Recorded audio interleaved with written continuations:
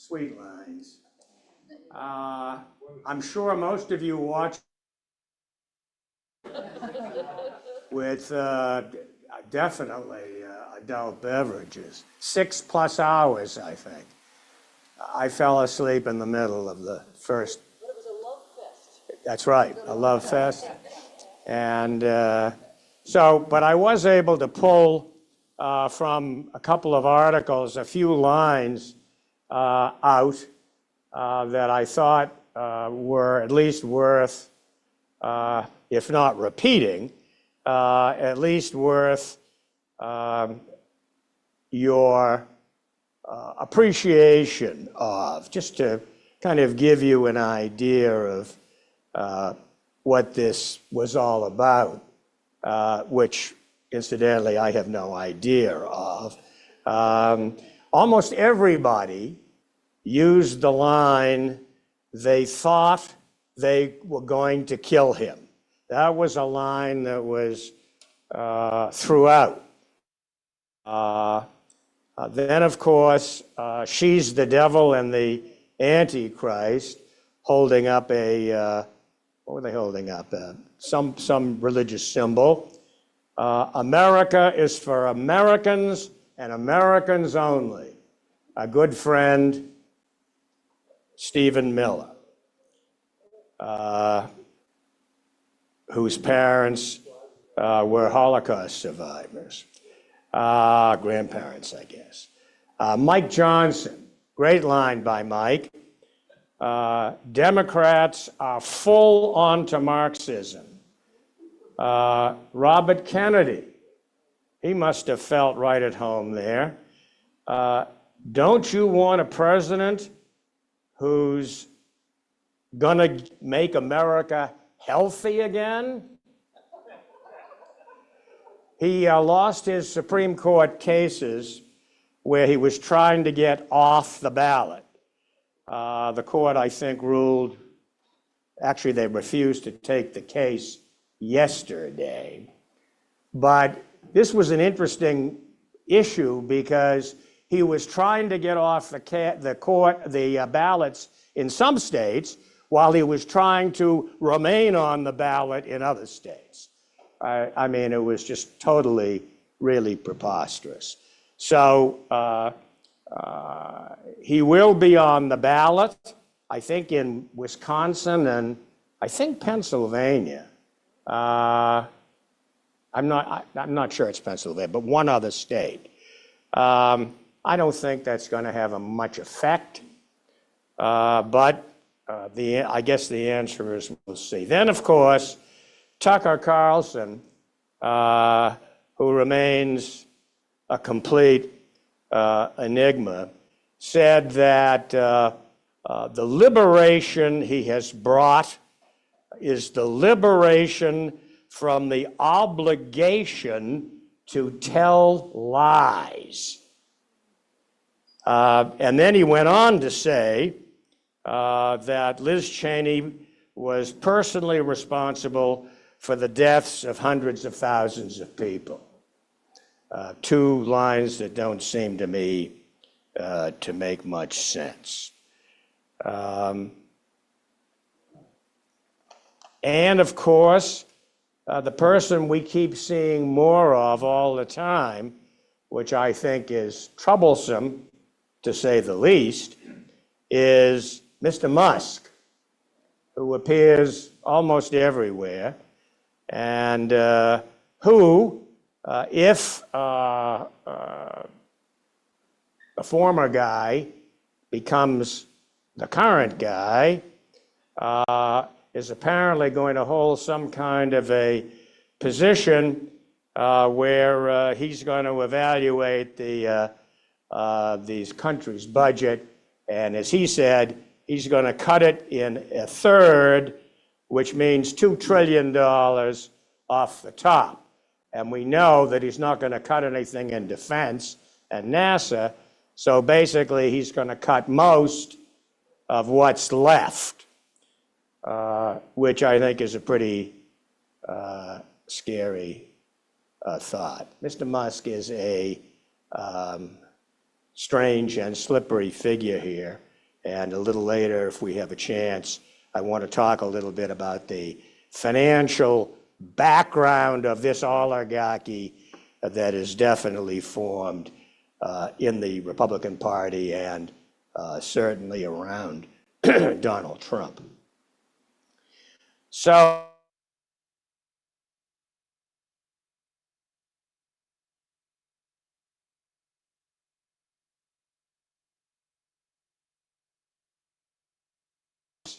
scene at Madison Square Garden, the former Madison Square Garden.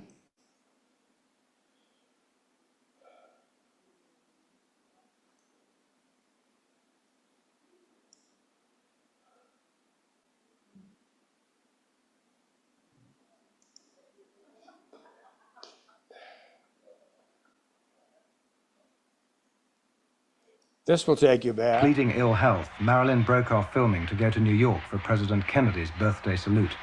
In front of 15,000 Democrats, she would sing Happy Birthday to the president. Anyway, Mr. President, because in the history of show business, perhaps there has been no one female who meant so much, who has done more.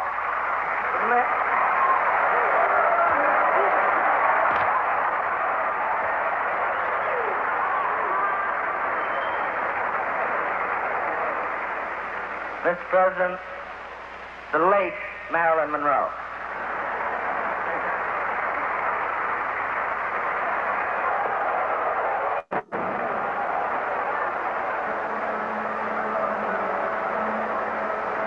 (1962). It would be her May last 19th. important appearance in public.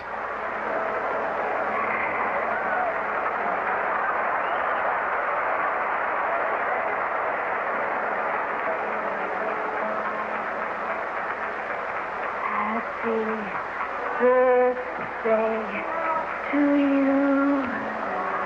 Happy birthday to you. Happy birthday, Mr. President. Happy birthday to you.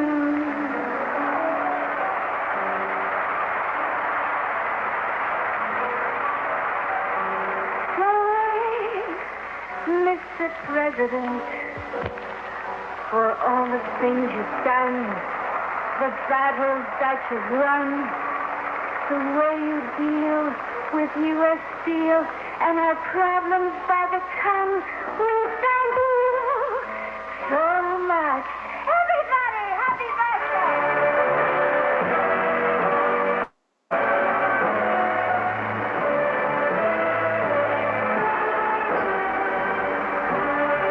There's a birthday cake. Historian Arthur Schlesinger met her at a party afterwards. One felt a terrible uncertainty, he wrote, as if talking to someone underwater. Ladies and gentlemen, the President of the United States. Robert Kennedy had brought his wife, but the president came alone. Jackie Kennedy was riding in Virginia. I can now retire from politics after having had Happy Birthday sung to me in such a sweet, wholesome manner.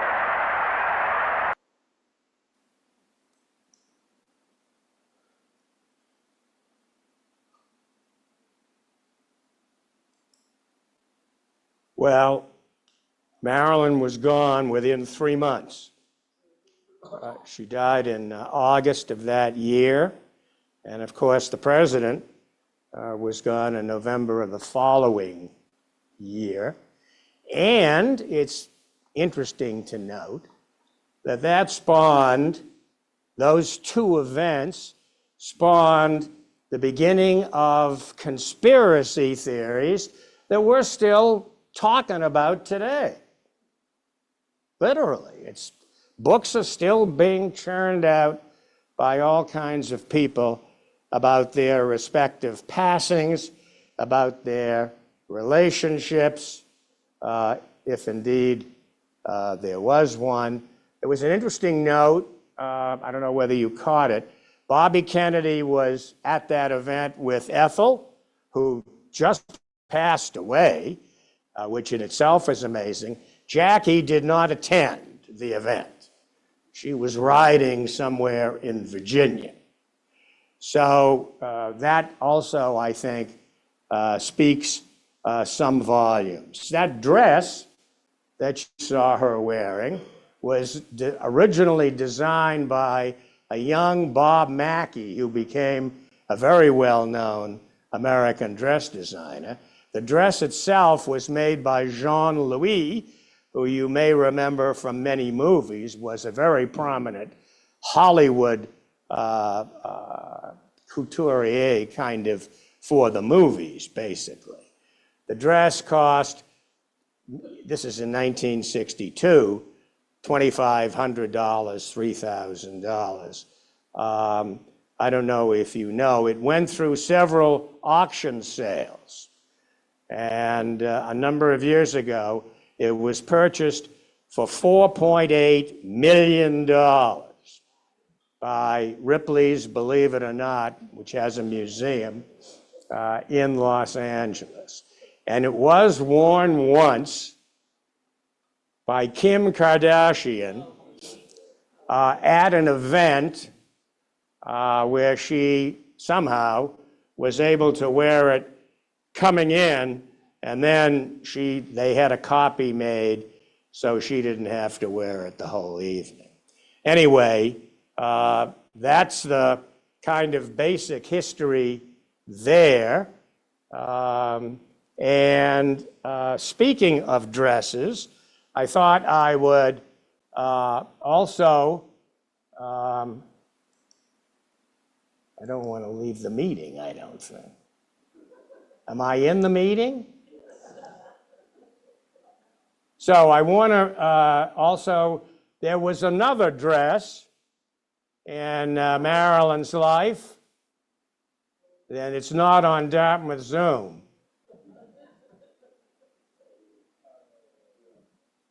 No, it's not that one either. Oh, this is an ad, I think.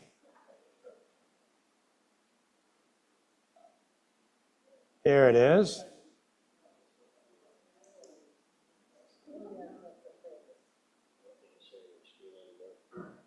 Oh. No?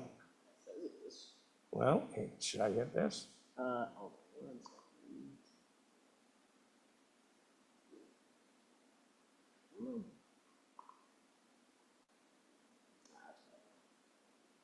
What's that?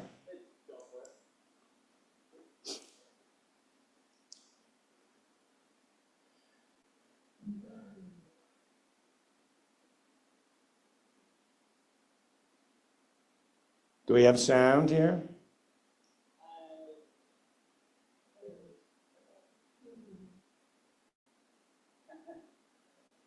So this is, I'm sure many of you will recall, a famous scene that was originally filmed at 1 o'clock in the morning on the streets of New York by Billy Wilder while Marilyn stood over this subway grate on Lexington Avenue between 52nd and 53rd Street. There was so much going on, 1 o'clock in the morning, so much noise, that when they reviewed the shots, the cuts, they couldn't use them. So the final shot that you actually see in the movie was shot on a Hollywood screen on lot in Los Angeles a week or 10 days later. You may remember that at that time, Marilyn was married to Joe DiMaggio, who was not amused by these antics. And the story is that he showed up late at night. That statue, which is like almost 30 feet tall, is where else?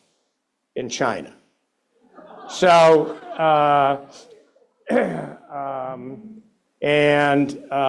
but the story about Joe was he was very unhappy, went back to the hotel, which I think was the St. Regis, as I recall, at the time, And when she got back to the hotel, he beat her up. And they got divorced shortly thereafter. So perhaps so much for dresses, but I guess that was a different time. Some 52 years ago. Now we have piles of garbage floating in the ocean. And there are about 3 million Puerto Ricans who are living in Puerto Rico, and about 6 million Puerto Ricans who are living in the United States. And the Puerto Ricans who are living in the United States are eligible to vote. They are citizens of the United States. And so if they are registered to vote, they can vote. And I think we've heard in the last couple of days that the state of Pennsylvania has almost 600,000 voters who are of Puerto Rican descent.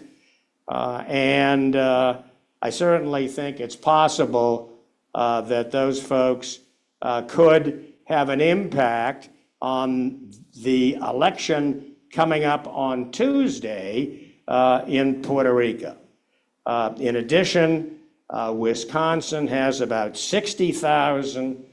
Arizona and Georgia have a smaller number. But I think we're seeing, as this begins to spin out here toward the end, that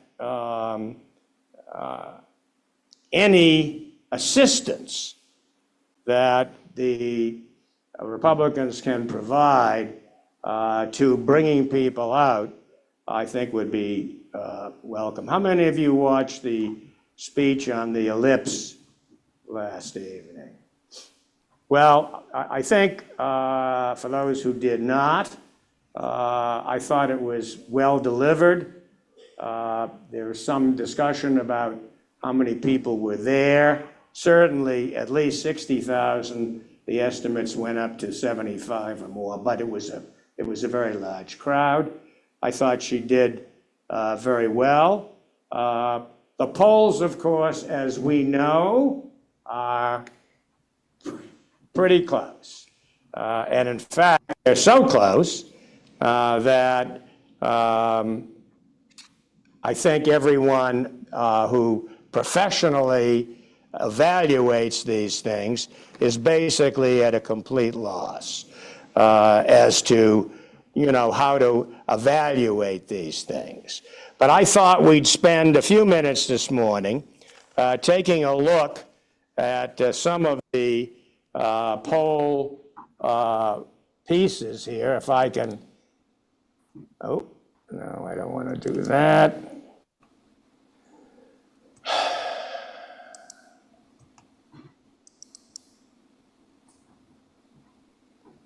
So let's go to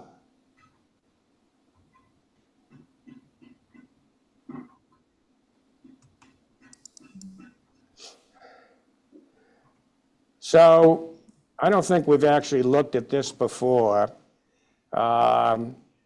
So this is a model that shows Trump with a 54% chance of winning the presidency. And this, you'll see here, that Trump has 219 votes and Harris has 226, and that I want to bring this back into.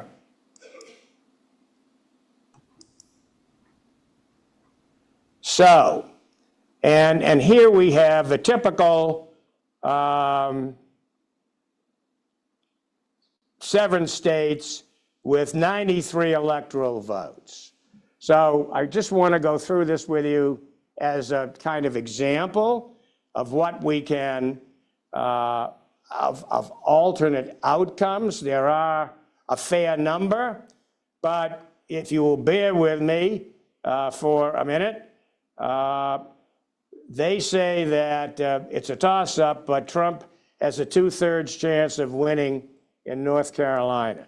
So for the sake of discussion, I'm going to put North Carolina here in that. That's this is the outcome which really hasn't budged since they've been viewing it. Here's the polling average. This is the date. What happened to my map? Where are you? Hit the back button. That's a good idea. Why didn't? I wish somebody else would come up here and do this. So, so here, as I say, hit the back button. I'm going to hit the back button again. So I think what happened here, I want to get this out of here, I think. Hide video, yes. So Trump should have now 16 more votes. Why doesn't he have them? Well, take my word for it for the moment. Let's go through this and see what we can do. So I think as we look at these states, it seems to me that Harris's best shot is in the north, the blue wall. Wisconsin, Michigan, and Pennsylvania. And that Trump's best shot is down here in the south and out here. And so if we were to give North Carolina, Georgia, this is not doing what I thought it would do, and I'm sorry about that, and Arizona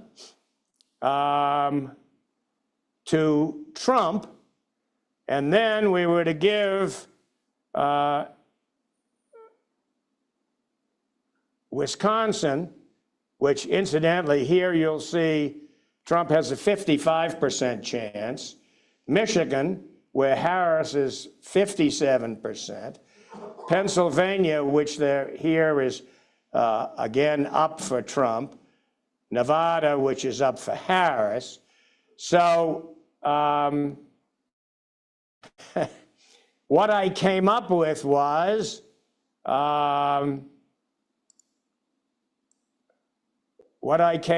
here was a tie. And 290, not 290. Yeah, 290, no. 290, 268 to 269 to 269, I'm sorry. So I think the likelihood of that is probably 5%.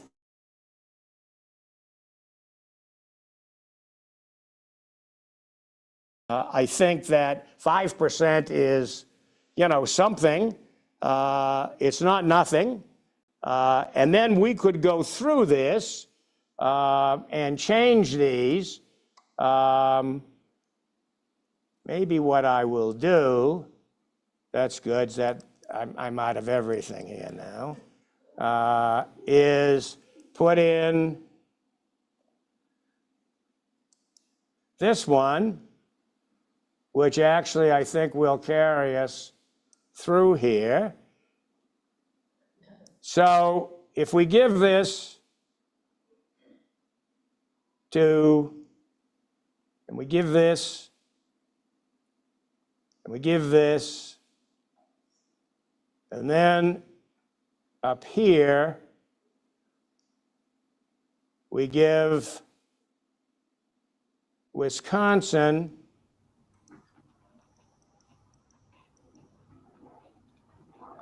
Michigan,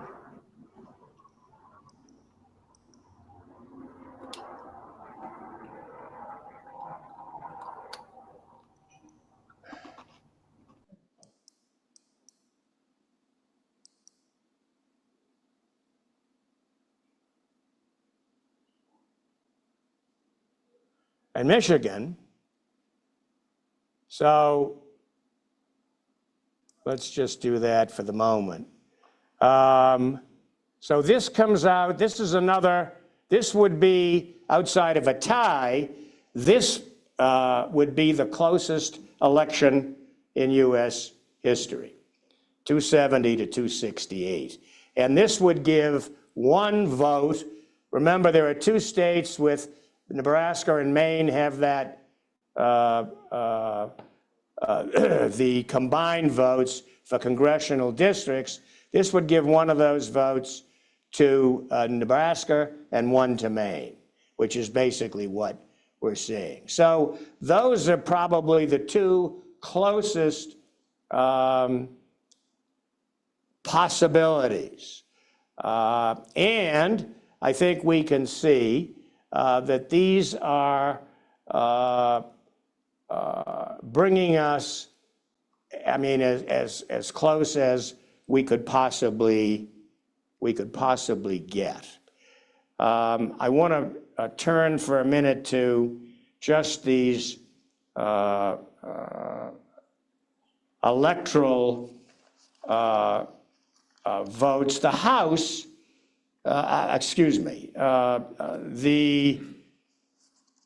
the current status is that of the Senate.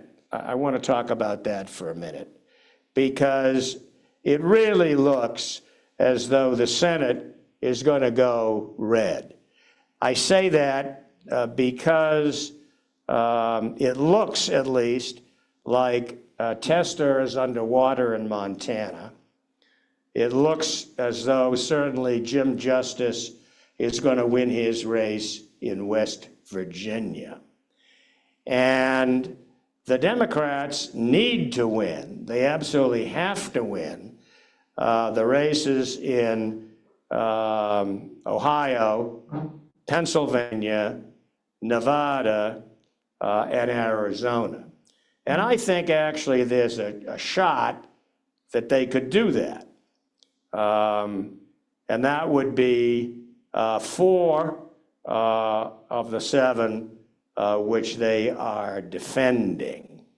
The only, well, there are 3 other races that are worth mentioning.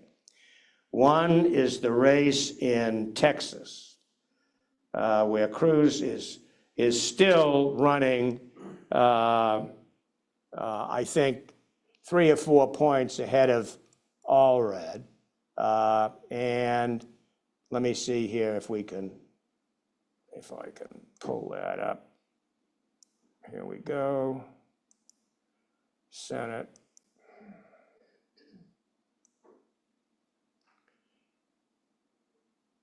So, well, they have it as a liens at this point, but you'll remember 6 years ago when Cruz ran against Beto O'Rourke and Beto came within 2.5 points.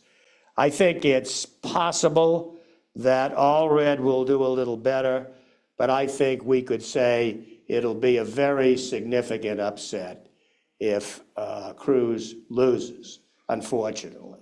One of the reasons for that is, as I think I've mentioned before here, is that split tickets are things pretty much of the past. There are some, and I think we may see some here this year, but there are fewer and fewer over time as you look at a trend. The other possibility, which is still a long shot, is in Nebraska.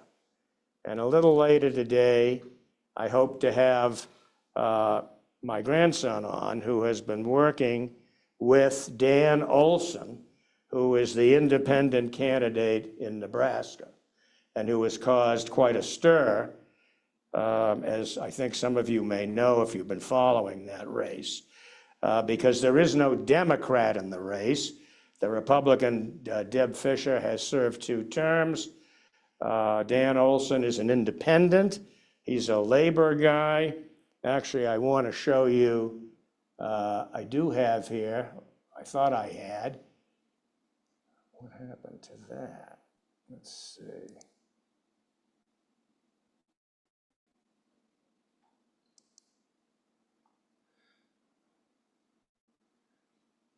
This is a campaign ad by Dan Olson.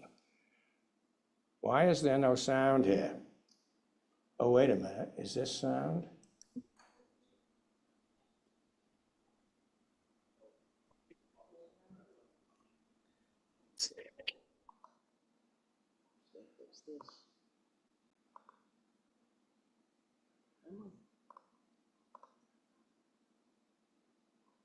Yeah, that's us.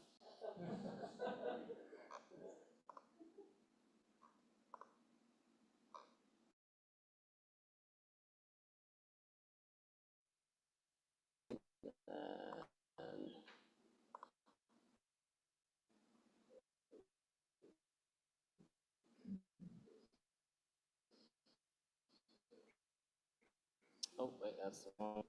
Oh, that is the right one. Okay, here we go. This should work. The only time we've Okay, seen thank Deb you. Fischer in years is on her TV ads, lying about me. Deb Fischer just lies about the border, Social Security, and the deficit. DC's Trojan horse? I don't even own a suit. I've been a registered independent my whole entire life. This is why normal people don't run for office. This is why people hate politics. This makes you want to cut your TV in half.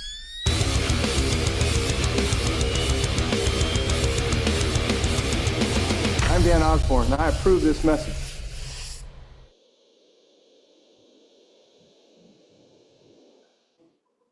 You may have not really gotten that. Basically, he says he is a welder, among other things. But in that ad, at the end, he takes that, he takes that welding thing and writes "lie" on the television set and basically destroys it. It's a great ad. It's one of a number that he has made. Mr. McConnell has recently dropped $3.5–4 million into that race, which doesn't seem like much, but in Nebraska, that's a lot of money. I think the last poll I saw showed Fischer up 1. But hopefully Chas will be able to give us an idea or a better idea. There's no doubt that would be a huge upset. I think some of the, not polls, but some of the bets are 95% for Fischer. So that's a big jump, but it's a possibility. And I think those two, but it appears likely that if Tester loses Montana, which he's down 5 or 6 points in the polls, that the best that the Democrats could do would be to a 50-50, which I think is not likely. So if the Senate goes red, either with the number of senators or with the vice president who would, be the tiebreaker, in the event that Trump won the election, then that would create even more problems for the Democratic Party. I think at the moment there is some significant likelihood that the Democrats may be able to take back the House seats, some of the House seats which they have lost in the last election. A couple in New York, a couple in California, and then some scattered ones around, which would give them a very slight, somewhere between 2 and 5 or 6 votes in the Congress. And so I think there's a good chance that we will see this. I also wanted to talk a little bit here about money, because I think it's become more and more important in terms of not just the amount of money, but the people who have rallied around the right. We're talking about a large number of billionaires, some of whose names I think are not well known, but some of whose names you may know. John Paulson, Steve Wynn, of course, our good friend Elon. These people have been obsessed with the theory of immigrants coming across the border and voting. In our own, no, we're actually in Vermont, but in New Hampshire, the guy who was going to be the former guy, Mr. Sununu, signed a law which said that it was going to be illegal in New Hampshire for immigrants who were not citizens to vote. We have a federal law to that expectation, and it's been in existence for many years. And there's no need for the state to have its own law. But in fact, a fair number of states have actually gone out and done this, and New Hampshire joined them. So back in February of this year, Peter Thiel and a number of these guys gathered actually in Florida and Palm Beach. These were people who would form PayPal and a number of other huge wins, what I would call the MAGA mafia.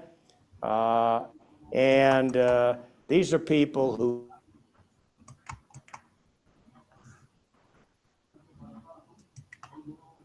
deal with Trump basically was, if you want our support, you've got to put one of your guys, one of our guys, on your ticket.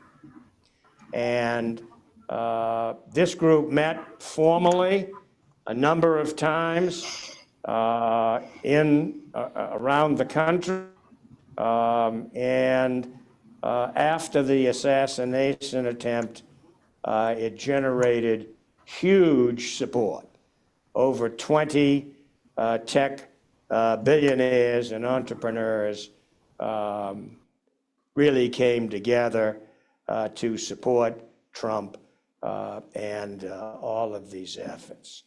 And I think this is important because this is really the first time that we've seen this larger group really kind of form. We've had billionaires on both sides. We still do. The Democrats have their own. But this group on the right side are mostly younger men and mostly men. And a decision by the Federal Election Commission which is basically kind of a non-entity because they have an equal number of Republicans and Democrats.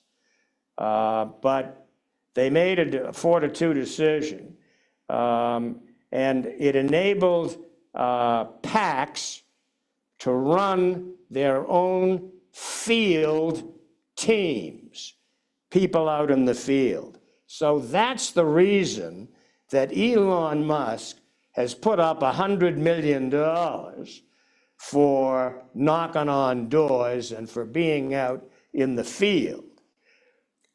Perhaps, fortunately, we don't know yet, the came on didn't happen until a relatively short time ago. And it may be that Musk's organization and the people he chose and the people who are actually knocking on doors. Normally, when you knock on doors, you get paid $5 or $6, basically for knocking on doors. They were paying somewhere between $40 and $50 a door, but of course, money was no object. And there was a group called Blitz Canvassing. And so what we have here are, we have, at the moment, I think it's important to note that Musk has no guardrails whatsoever. There are at least 20 federal investigations currently going on in the federal government against Musk. They're the SEC, these are National Highway Traffic Safety Administration issues. These are social media platform issues. They're really issues across his various entities. And so it certainly will pay Musk to have a position in this administration, because if Trump wins, all of these things are likely to disappear. I think it's also important to note, it may be obvious to us, but our campaign finance system has not been overhauled since the rise of social media. So formally, back in 2016, there were some lawsuits brought against Facebook, which was the big kahuna in those days. But that has completely, basically disappeared. And now, we see the decision, for example, that Bezos made with the Washington Post not to support editorially a candidate. And I think that's just another example of what these folks have positioned themselves to do. And of course, now Facebook is just one of really dozens of media who we've mentioned before, from Instagram to TikTok to X, which of course is Musk's personal things. So I think we should be very disturbed about that. I think we should be very worried about or not the election is won by Trump. I mean, these are things that are inherent currently in the system, and I think the government is so far behind what industry has done that we're in really a terrible situation. So I want to make that point. So I think what I'd like to do now is take a very short break, let's say 10 minutes. I'm hoping that we'll see Chas just about around 11. And I do want to spend some time talking about the individual states here. And then I want to wind up with hopefully some optimism about what we might see on Tuesday. 6 days away, and what the likelihood is for the results. So let's just take 10 minutes here, and we'll come back to the, if Chas isn't on board at that point, we'll move on and pick him up, and then wind up, as I say, with what we think is the best and most, hopefully, the most likely outcome on Tuesday. So thank you.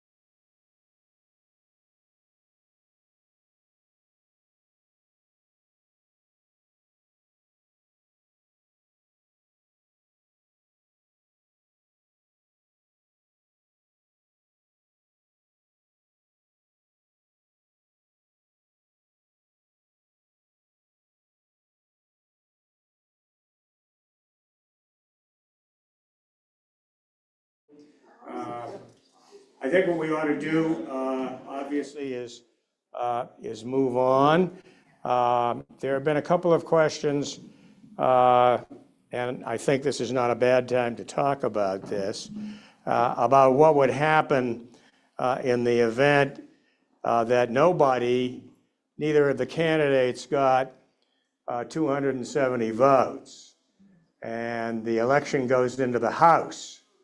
That has happened a number of times in our history with mostly quite unsatisfactory results. But let me give you a brief summary of how that works. First of all, if nobody got 270 votes, the House reconvenes on January 3rd. And something you should note, because it is important in the scheme of things, is that the House is not a continuous body. It doesn't go from year to year to year. Every session of the House, every 2 years, is a completely new session. That's why it's the 118th session, or whereas the Senate is a continuous body, because we only elect a third of those folks every 3 years or so. So the first thing that the House has to do when it comes back after the election is to elect a speaker. Now, those of you may remember a couple in the last year before Mr. Johnson took office, the House had a hard time electing a speaker. And indeed, it took them a while to come to Mr. Johnson. Now, this is important because under the House rules, anything without a speaker. They can't take up any legislation. They can't pass anything. They really can't have any discussions because there's nobody to stand in the speaker's place and conduct this group. So that's the first thing that would have to happen. Now, yes, Beth. So when do new reps get seated? They would get seated January 3rd. That's the date that Congress comes back to, that's the date that's set for Congress to come back. The 3rd is that date. The date where they're supposed to, there's a joint session and they're supposed to receive the electoral votes. And then the 20th is the inauguration. The president's supposed to move out and a new president is supposed to move in. So is the House of Representatives now not in session until January 3rd? No, the House is technically still in session. So wouldn't it be that House? No, that House that House ends on January 2nd, basically. They're out the window. The new House comes in on the 3rd. However, one of the nice questions is, as they gather, they're supposed to elect a speaker. And if this is a very close election in the House, and there's a question about several seats and who's entitled to those seats, there may be a problem in determining who actually is in charge. That's a possibility. It's everything from somebody who may die or who may be seriously ill or whatever. But it's conceivable it could be that close.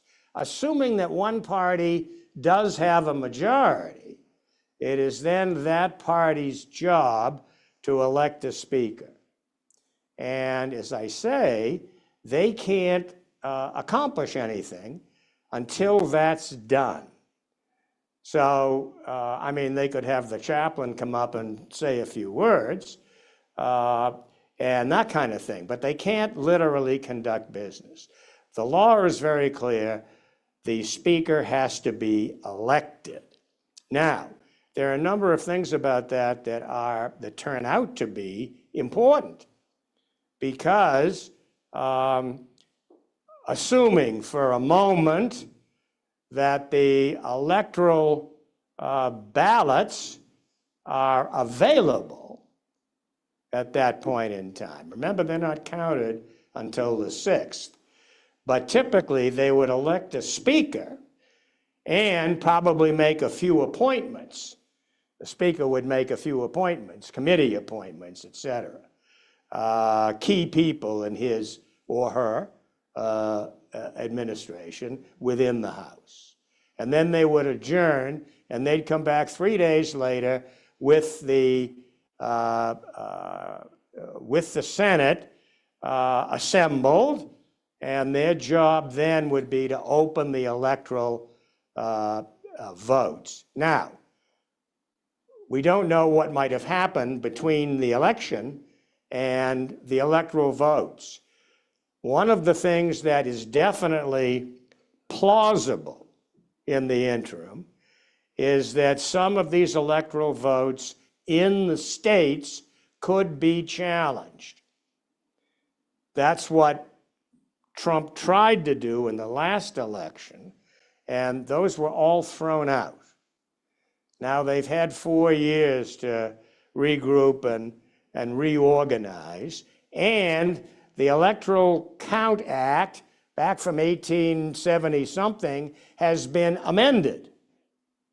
And a bipartisan House group amended this act and made some changes which were supposed to basically plug the holes that existed in the old act. Well, like many things that Congress does, they did some good things, and then they missed some things. And there is, I think I've mentioned this in the class, there is a book that's been written called How to Steal an Election, and by two law school professors, Larry Tribe at Harvard and a guy at Stanford whose name for the moment escapes me. But basically, they've written a very short book, which you can get on Amazon for $5 or even less, I think, now, because nobody apparently was interested in reading it, except the Republicans. Because it shows exactly how the various ways in which the act can be circumvented. And so one of the more likely approaches would be that a state, any state, might have an issue with the votes cast in the state and a governor who wouldn't sign a certification, or there might be a certification signed by the governor and a certification signed by the Secretary of State, or you may have a legislature that actually states that they have the right to determine who the electors are, and they have the right to tell the electors who to vote for. Now, this is a complicated legal analysis, the so-called independent state legislature theory, which John Eastman proposed back 4 years ago, which the court threw out. But there was some noise in the court from people like Thomas and Alito about this theory. My point here is that there is a lot of mischief that could be accomplished prior to the counting, the official counting in January. And there actually is a very short amount of time. The election, as we know, is on the 5th. The electors, I think, have until the states must certify by December 11th. Let's assume, for argument's sake, that the election isn't over on the 5th, which I think is practically assured. It's not going to be over on the 5th. Will it be over on the 10th? I mean, the betting markets say yes, it's likely, but we all know that there may be a state, Georgia, Arizona, Pennsylvania, you pick the state where there are open court cases. And a month is not a long time to resolve those kinds of cases, particularly in November and early December. That's kind of holiday time. It's the beginning of all kinds of other events, as it were, and there's a lot of opportunity to confuse people and to make things difficult. What happens, for example, if a state does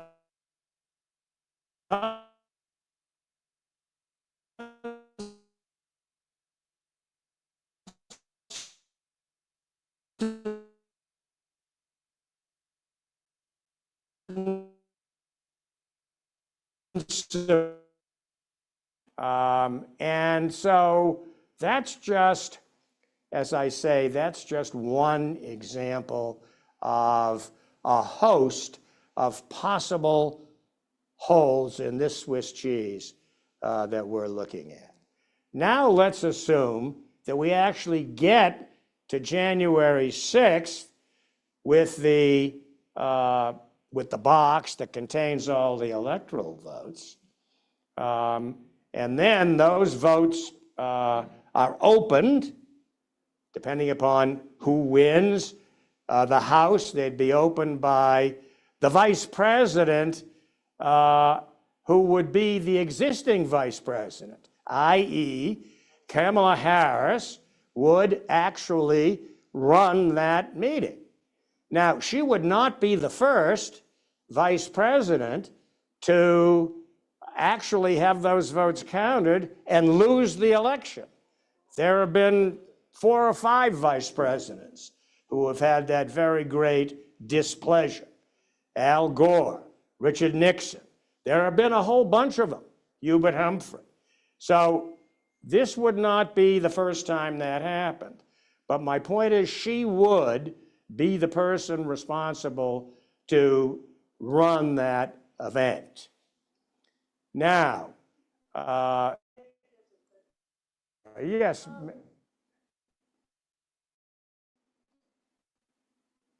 Trump has a lot of cases coming up that they have been established to be post-election. That had been earlier scheduled. Oh, you mean talking about Trump's prior legal issues? Yeah. Well, I think the answer is all of that would certainly wait and be on hold until all of the issues around the election were resolved. I don't see any of those courts going forward. You know, the court in New York, I think, would wait before, if a decision to whether Trump has been elected or not, I don't think any of those courts are going to go forward until that decision has been made. So I don't think that will motivate anybody one way or another. But then what happens is each delegation in the House meets on its own. So that if you're in California, there are 54 people sitting in a room. If you're in New Hampshire, there are 2 people sitting in a room, right? So what does that mean? Well, it means you take a vote. If New Hampshire had a Democrat and a Republican, then what the likely outcome would be is you don't count because you've got one on each side. You need a majority in each delegation. So basically, and if that took place in, who knows? I think at the moment there are 2 delegations that are split. I think Pennsylvania is one. I don't remember the other. But it does not appear that, given what we know about what's happening in the existing House elections, it doesn't appear that's gonna change. In other words, no matter who has the most, the Democrats may wind up with the most House members, but the way those House members are distributed may not make for a win. In fact, at the moment, the Republicans control 26 delegations, and it is unlikely that will change. So, my point here is that would mean that the Republicans would win, the Republican candidate would win the election by a single state, even though the Democrats had more House members. But that isn't the end of it, because in the Senate, to vote for a vice president, and because it's the Senate, because it's set up this way, it's not by state. Every senator gets to vote for him or herself. So there are 100 votes in the Senate to be split amongst the candidates, but there are 435 members of the House, and there are only 50 votes. That makes a lot of sense. Thank you, founders. So anyway, that's possible, although not likely in this situation, is you could elect a vice president who was a different party in it. That'd be fun.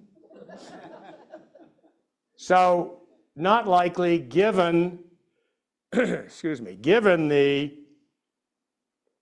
probable makeup of the Senate at that time. But, I mean, if this guy Osborne gets elected, you know, and the House is basically 50-50, and he's, you know, who would a guy like that vote for? Because he said, at least so far, that he wouldn't caucus either with the Republicans and Democrats. Dan?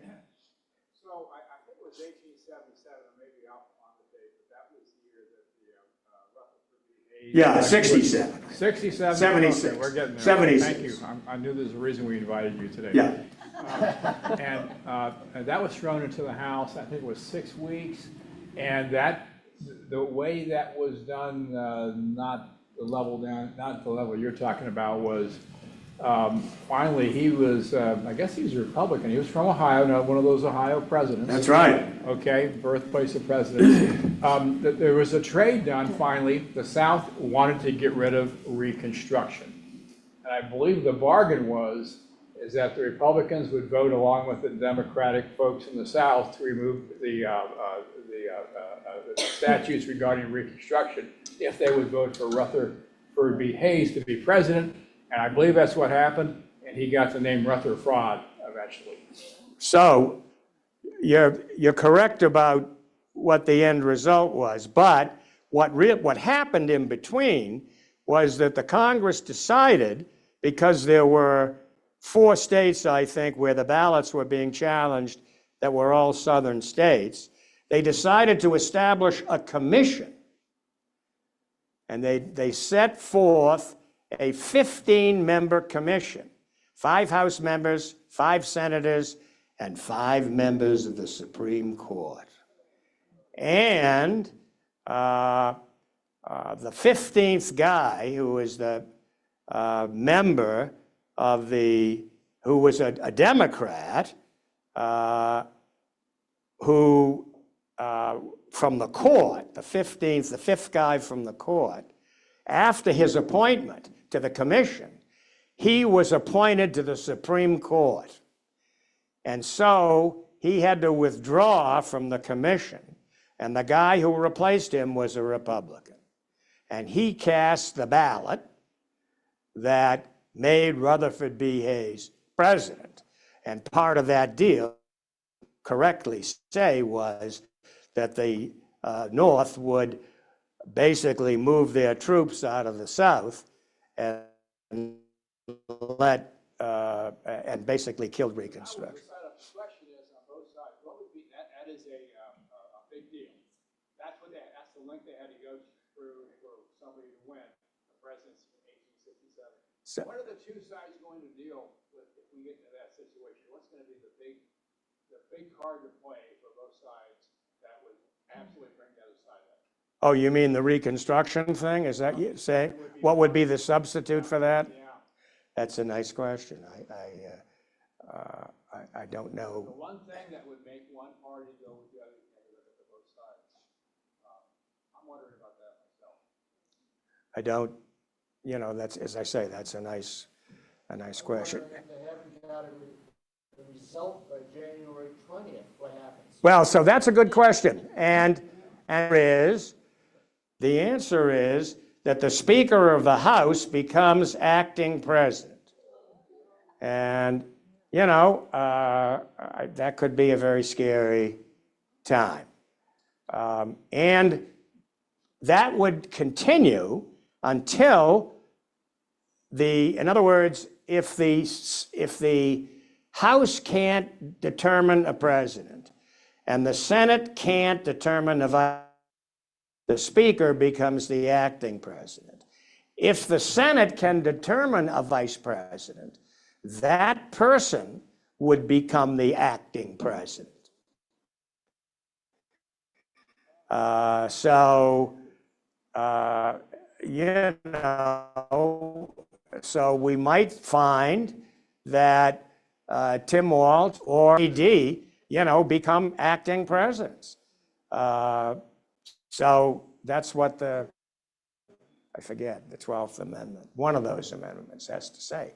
So those are all, way out there, but they're not impossible today, given the closeness of these races and given, I think, questions about whether we could come together on anything. Jim? Yes, evidently there's a little secret between Johnson and Trump. Do you have any idea what it might be? I do not. I don't think I'm on their Rolodex. So, but no, I don't know. And I'm guessing that that's one of those kind of things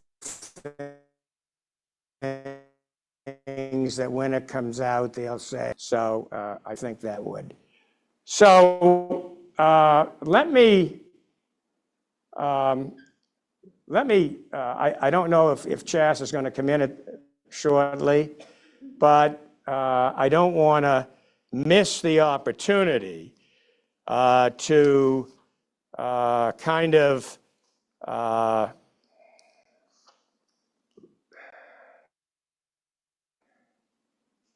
certain part of this discussion.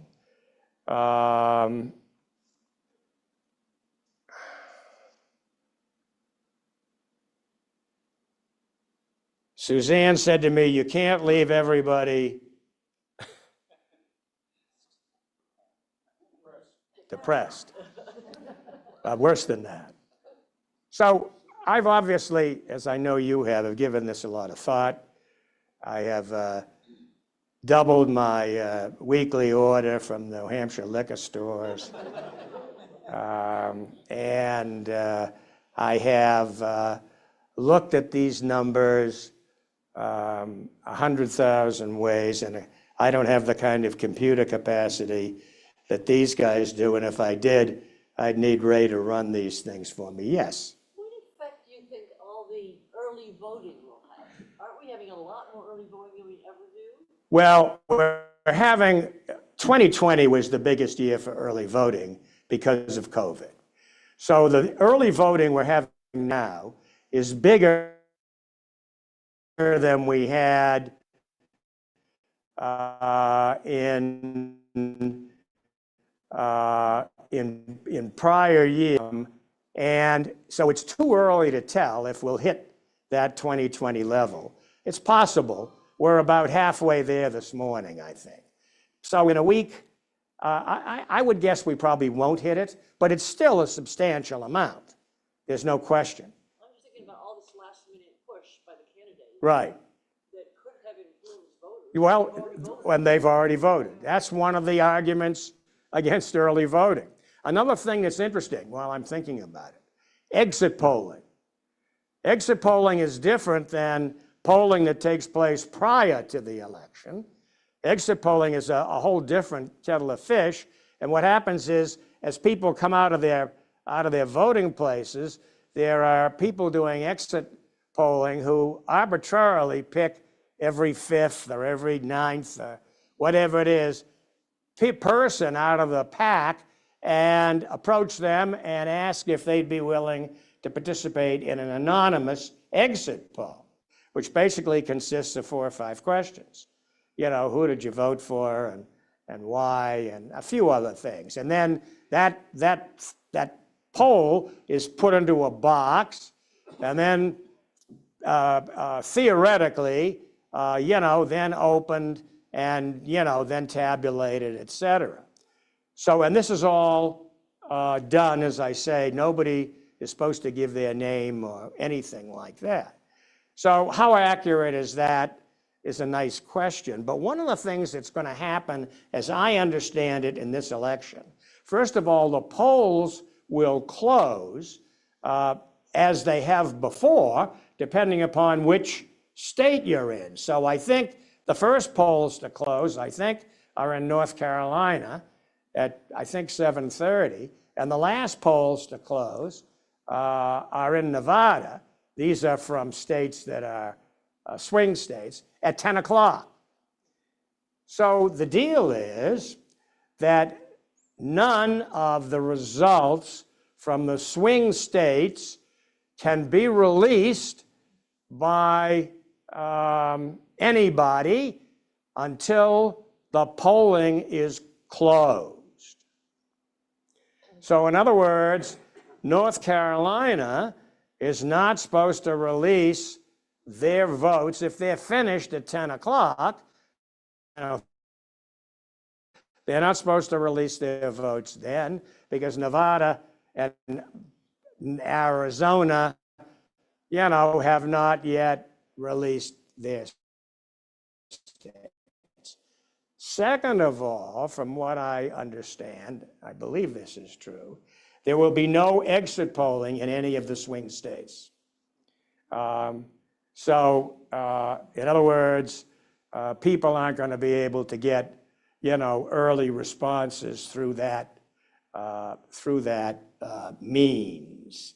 Now, we will get exit polls from Idaho and, Connecticut, but they don't mean anything, because we know how those states are going to vote. But it's those 7 or 8 states where we don't know, and that is, I think, the key issue. So I think that's important to remember. So, yes. I have no idea if this is true or not, but I heard from someone that all these polls that have been taken only through landlines, and that mobile phones cannot be used for polling, which leaves out voters from the ages of 18 to 30 who have not been polled. And that's supposedly will be a very large number this time. Have you ever heard of that? No, as best has been reported, the polling is done by landlines, by mobile phones. There's some still done in person. So I'm not aware that there may be a poll that doesn't use mobile phones, but every poll that reports, and there are so many of them, they report the standards they use, and everybody who aggregates these, like Nate Silver or any 538 or any of these guys or people, know what to expect from these polls. Not necessarily what the results are, but they know the way in which they're actually gathering this information. So that is not so. Yes? How much do you think these polls are swaying voters, and how accurate are they really? Well, I think we're going to find that out. That is to say, how many, do these polls sway voters and how accurate are they? So I actually happen to have some numbers here about how accurate they are. Polls. Since 2000, the national polls have an average, thank you, margin of error of about 3.5%. So state polls are quite different. And so the fact is 3.5% is a significant amount. I mean, if we look at Trump in 2016 and 2020, he overperformed his polls substantially. If he does that in this election is over. If he overperforms by 3 or 3.5 points, this election is done. But there's no reason, well, the polls, the people who are doing the polls say that they have done everything they can to adjust, et cetera. But in truth, I think the pollsters really don't understand or know why they have missed the Trump vote in those 2 consecutive elections. They really can't explain it. So if it happens again, then they've missed it yet again. And, one theory that I think, is that the Trump people either don't answer these questions, or they imagine this, they may lie about the answers. So, but nobody really knows the answer to that question. So I think that's an open question for us. So I've. There's a Question in the back. Oh, yes, Bill.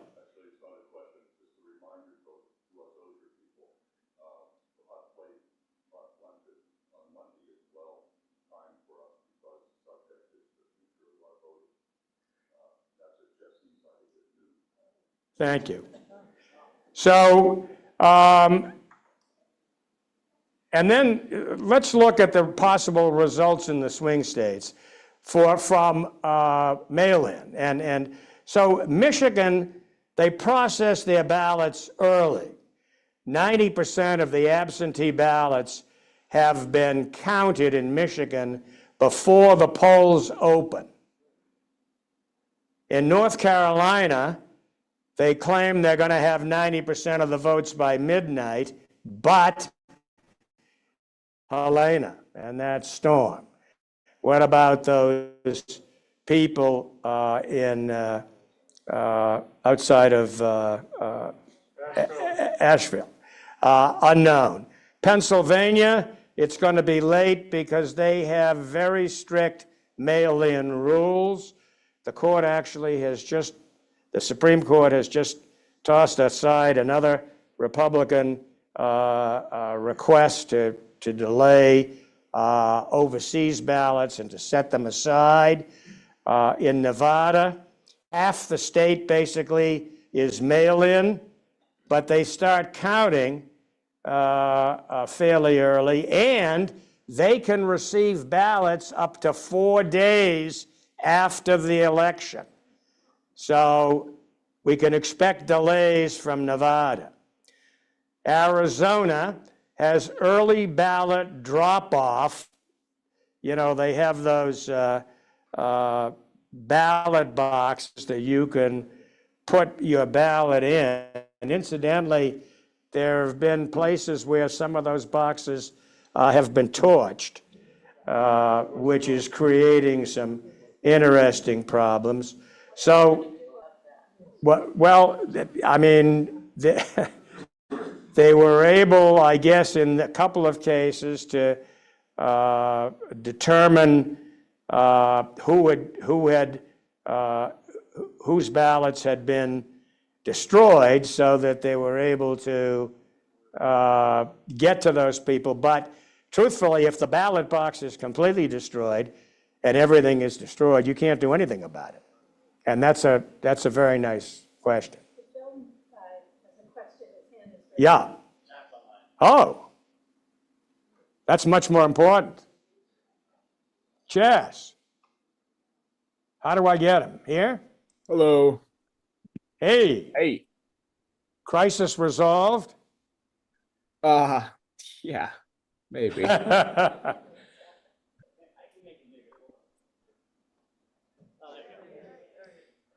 Hey, everybody.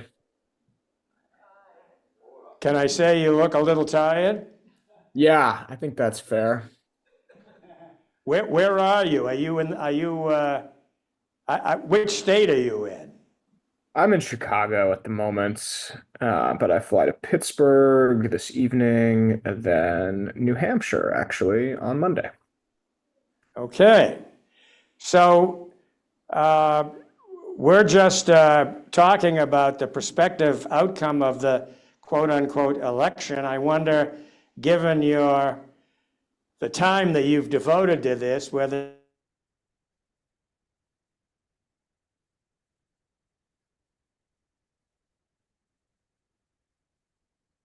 you'd like to give us a short summary. Well, that says it all. You cut out for a second. Are you? Can you hear me all right? So, did I cut out? So I just wanted to know if you wanted to comment on the general state of the presidential race, or if you'd like to talk about a couple of other races in which you've perhaps had some personal efforts going. Sure. Yeah, I mean, my take on the presidential race is that it's a true toss-up. I think it's like basically as close to 50-50 as it could be. I don't expect to have full results, and I mean, I think we'll have some indication, but to have like a clear picture of who's won until Thursday or Friday of next week. So that's how I'm feeling about the presidential. I think Michigan and Pennsylvania are the two most important states to watch. Ray, what's happening here?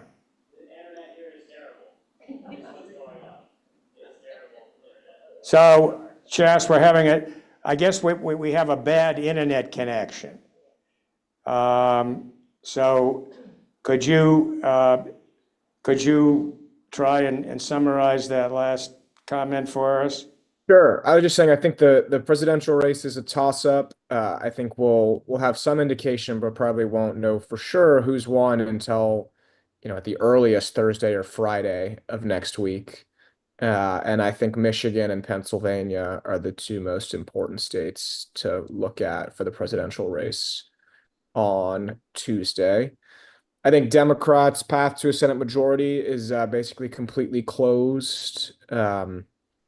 even with this sort of wild card race in Nebraska that I talked to y'all about earlier in the course that I'm working on, Dan Osborne, the independent that's running for U.S. Senate in Nebraska. I think that's an uphill battle. We have a chance there, but even with that, I think the path to a Senate majority for Democrats is very slim, if not zero. And then I'm optimistic about Democrats taking back the House. So I think, you know, it might be Senate Majority Leader John Thune, President Donald Trump, and Speaker Hakeem Jeffries. Though I think the presidential race is again a toss-up. So that's my perspective. 5 days out. Okay. So do you have any comment about the race in New Hampshire, the governor's race? I'm sure you all have voted or are voting, but obviously you should. I'll be, a little more careful about how I describe that one. I think you all know that I work for Joyce Craig, the Democratic nominee. That is a very close race. All of the polling, both internal and public, has shown the race to be within the margin of error. So I think it will, and this is the most competitive governor's race and really the only competitive governor's race in the entire country. So there's a lot of attention from both the Democratic Governors Association and the Republican Governors Association on this race. I'm sure you've all seen it reflected on your TVs. Both of those groups are spending a lot of money on advertising. So yeah, I think that's where I'll leave it, but it's a very close race and you all should absolutely vote. Chas, is the Democratic Governors Association putting money into this? Into the race? Of course, as is the Republican Governors Association. Yeah, Yeah, well, I've seen some of the Republican numbers, but I haven't seen, I probably missed the amounts from the Democrats, but they are obviously supporting it. That I would understand. Yeah, they're both spending millions of dollars. Yeah. So would you like to leave us with any, Sue had told me that I couldn't leave this group this morning with, with anything but optimistic feelings. So would you like to try and come up with a couple or and assist me in that effort? Optimism. I mean, I guess it depends on your perspective. I'm sure you have some ideological diversity in the class. I mean, it's a very close election, and the campaigns are having to fight the battleground is actually pretty big compared to what I think a lot of folks expected. I think a lot of people expected at this point in the race, the fight to really just be in Pennsylvania, and instead we're seeing the campaigns really play a lot of ball in Michigan and Georgia and a number of other states. And I think that's a healthy thing for our democracy to not have, 20,000 people in the Pittsburgh suburbs determine the future of the country for 330 million people. So I think that's good. And, your votes in New Hampshire matter much more than mine do in Maryland this year. So I hope that you exercise them. So do you think that any of this, for example, this latest fluff about Puerto Rico, I mean, could that swing some votes somewhere, or is that just part of the noise? I think it's noise. I mean, yeah, I think it's noise. And process narrative stuff drummed up by the press. Yeah. Okay. Obviously distasteful in its content, not to dismiss it as something that wasn't offensive. It was very offensive, but I don't think it has a big impact on the election. In a season of very offensive remarks, maybe one doesn't stand out much more than another. I think that's right. And Trump didn't say it. I think there's been a lot of effort by the Harris campaign to attribute it to Trump, but fundamentally when you don't have the candidate in their own words to put on a TV ad to amplify this narrative to any undecided voters, I think it's basically a nothing burger. And yes, Steve? In Nebraska. What's happening in the congressional district in Nebraska? It looks good for both Harris and the Democrat Vargas, who's challenging Don Bacon in the competitive congressional race there. But yeah, this is the blue dot seat. So Nebraska has 3 congressional districts. They apportion their electoral votes based on who wins each of the congressional districts. So you can, even if you lose the states by 15 to 20 points, which Harris will in Nebraska, if she wins the 2nd congressional district, she will get 1 electoral vote, which could be very important in her path to 270 votes. And she's up by a substantial margin and seems likely to win. And that congressional seat could be taken by the Democrat? Yeah, the Democrat has a slim lead there at the moment, according to the polling. Yeah. Yeah. Any other questions at this point? Well, we want to thank you very much for. Yeah. I was just going to ask for Jazz's take on Texas. Would you like to make any comments with regard to the senatorial race in Texas? Yeah, Colin Allred's team has run a very strong race. I am pretty confident that they will come up short. Similar, there's a New York Times Siena poll, which is probably the best and most high quality survey that we've seen of either the Nebraska or the Texas Senate races in the past couple of weeks. It showed that Allred was losing to Cruz by 4 points, 50 to 46. And Dan Osborne was losing to Deb Fisher in Nebraska by 2 points, 48 to 46. So I think we have slightly better chance in Nebraska. But yeah, I think Texas is a long shot, though being within 5 points would certainly be a chink in the Republicans' armor in Texas for future cycles and a positive thing. Any other comments at this time? Well, we want to thank you very much for your comments, and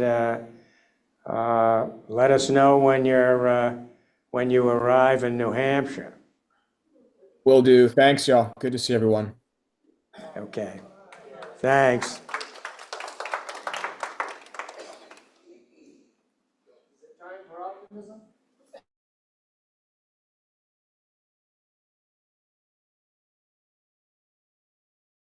Too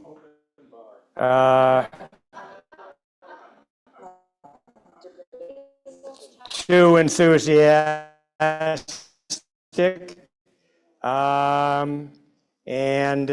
but he is on, has been. And I want to close this particular session out by,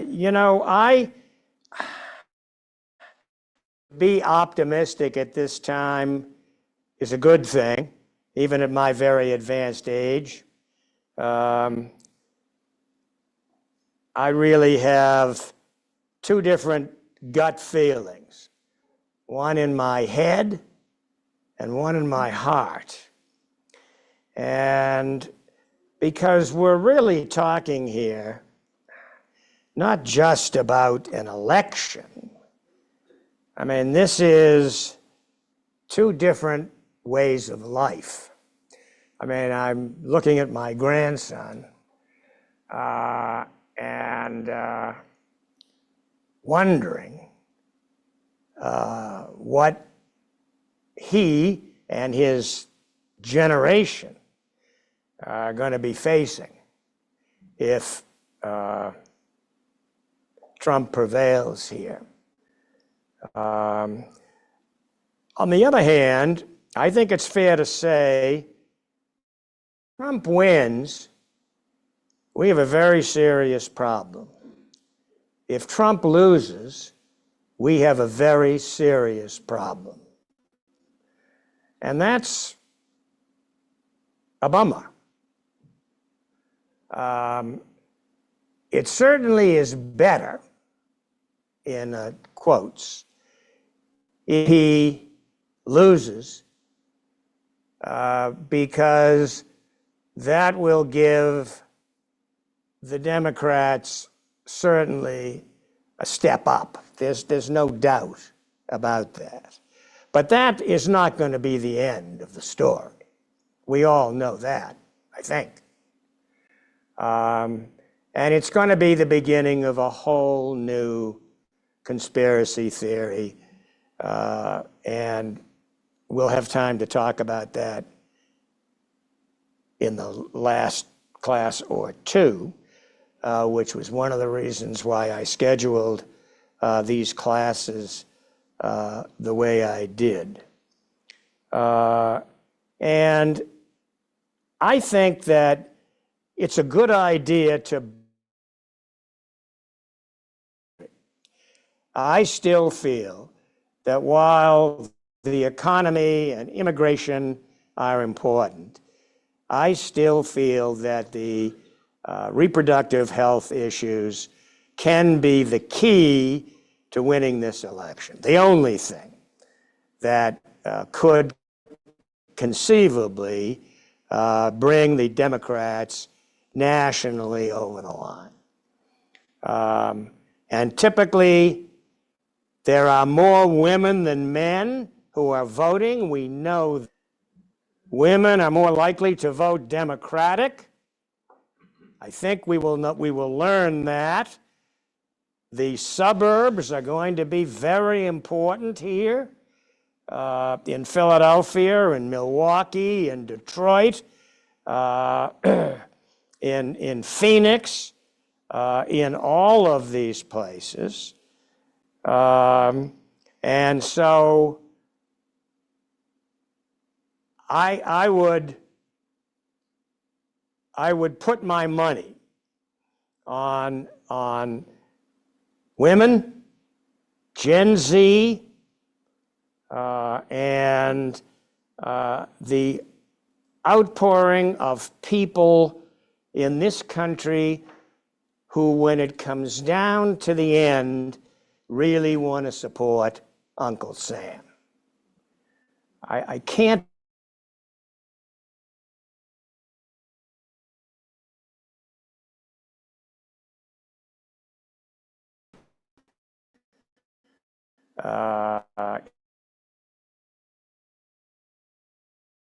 toss it in the barrel and let it happen.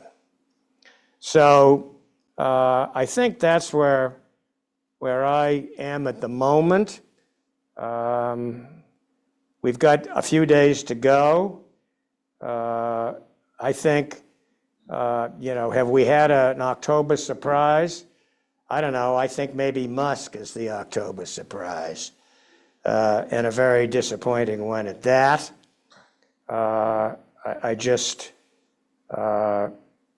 So I think there is this chance. I do feel that the Democrats have not put enough emphasis on this issue. I know they've talked about it. I know there are places where they've pitched it, but she still hasn't given it enough attention. And the ads haven't given it enough attention. And I forgot to ask Jas what he felt about the 10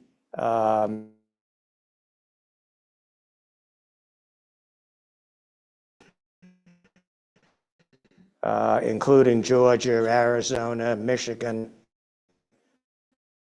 No, I'm sorry, that's a different list.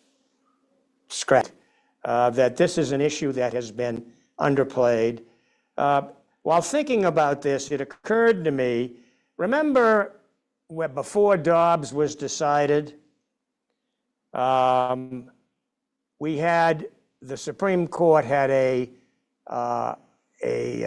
break in their security, and the decision came out. It was released.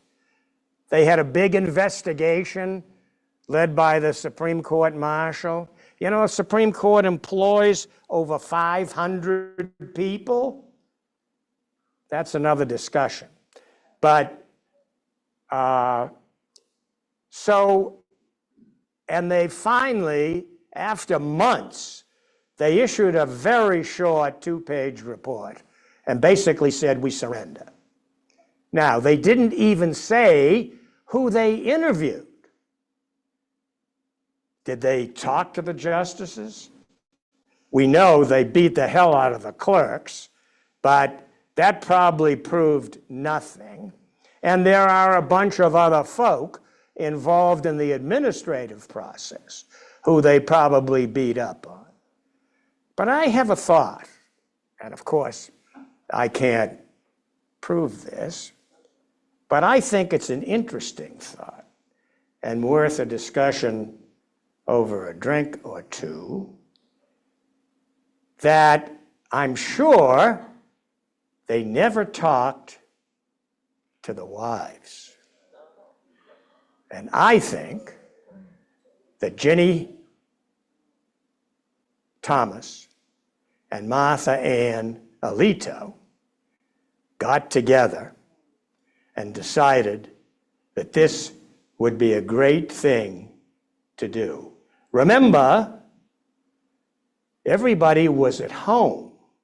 This was during COVID.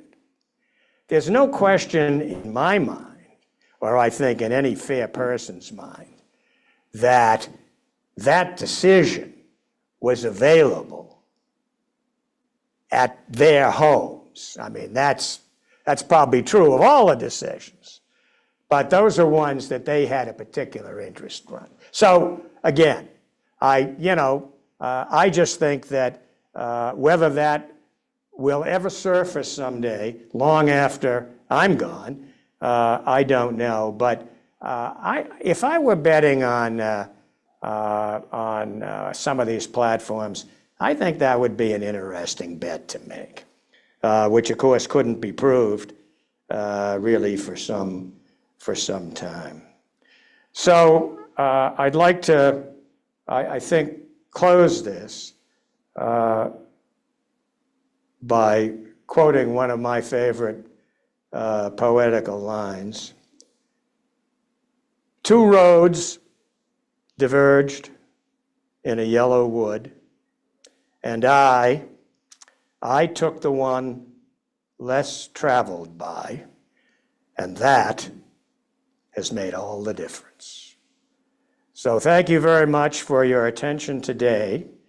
I'm glad we got a chance to hear from Chas, even though it wasn't as optimistic as we may have wished. The next time we see one another, the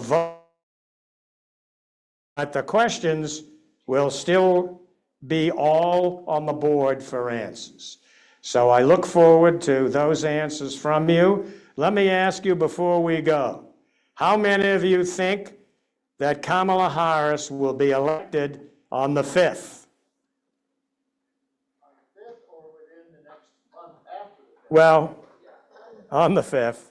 And how many think the other guy will be elected? Okay.